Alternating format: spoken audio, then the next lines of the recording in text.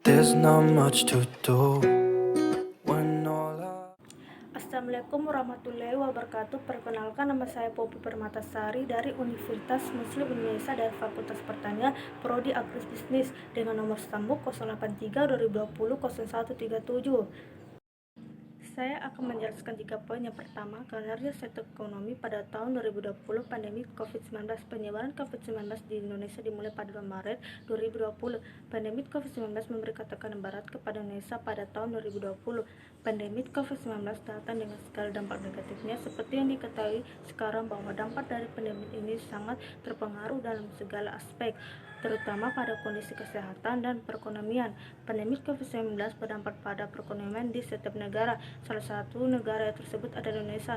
Berdasarkan Badan Pusat Statistik, pada bulan April 2020 perekonomian Indonesia mengalami penurunan yang signifikan hingga di angka 27,5 dibanding bulan sebelumnya, yaitu 43,5. Hal ini dikarenakan melambatnya pertumbuhan ekonomi di Indonesia masa pandemi corona. Adanya pandemi ini mengakibatkan sejumlah perusahaan harus merumahkan karyawannya dan melakukan pemutusan hubungan kerja atau PHK karena lemahnya permintaan pasar dan keterbatasan modal. Banyak masyarakat juga mengeluhkan dengan menurunnya pendapatan serta tak banyak orang yang ter-PHK sehingga mengakibatkan pertumbuhan pengangguran lebih banyak dari sebelum adanya pandemik.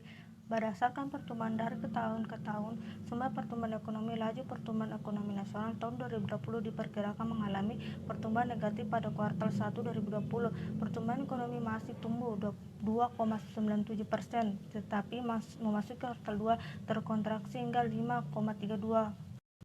Kedua, kinerja resto Dewi Sri dalam pandemi COVID-19 selama bulan Maret sampai bulan Juni 2020. Pihak pemilik resto Dewi Sri terpaksa menutup restorannya.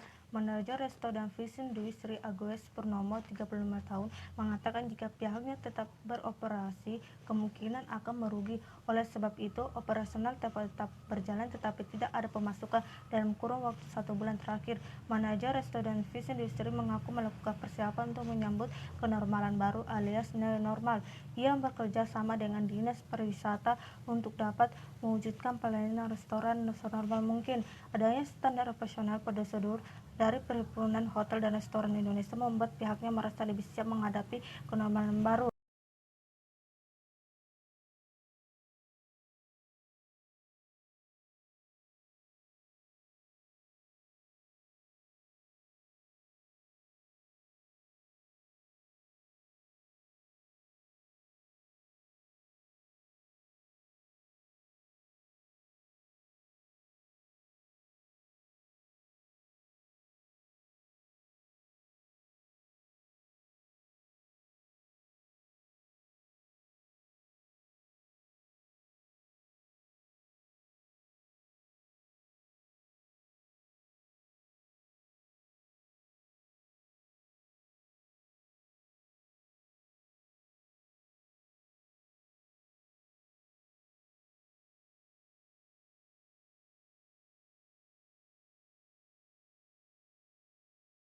Pada umumnya, karyawan yang tidak melakukan aktivitas atau mencari pekerjaan lain selama masa pandemi adalah karyawan yang berstatus belum berkeluarga yang selama ini bertugas di resto sebagai pelayan.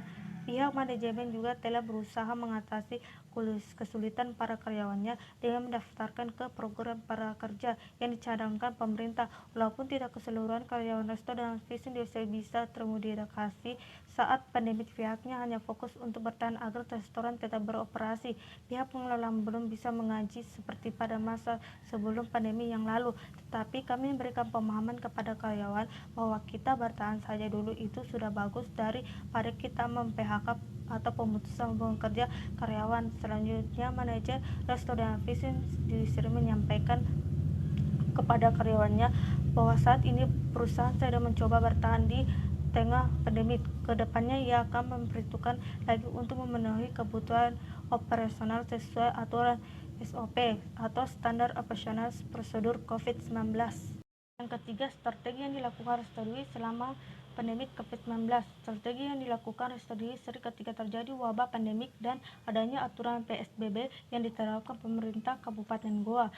Pertama, melakukan promosi media sosial usaha. Promosi adalah strategi yang diperlukan suatu perusahaan ketika omset penjualan mengalami penurunan. Sekarang media yang paling jitu untuk melakukan promosi adalah media sosial yang berbasis digital, karena konsumen dapat secara langsung mengakses melalui media Facebook, Instagram, YouTube, dan sebagainya. Kedua, melakukan penjualan online. Salah satu strategi yang banyak dilakukan para pengusaha restoran di masa pandemi adalah strategi bisnis harus dilakukan saat ini, mengoptimalkan pengguna platform digital untuk meningkatkan distribusi produk. Yang ketiga, melakukan kepedulian terhadap karyawan dan perbaiki fasilitas restoran yang sulit dilakukan ketika restoran beroperasi, serta menambah spot-spot foto menarik pengunjung. Sekian penjelasan saya tentang kinerja sektor ekonomi pada tahun 2020 atau pandemi COVID-19.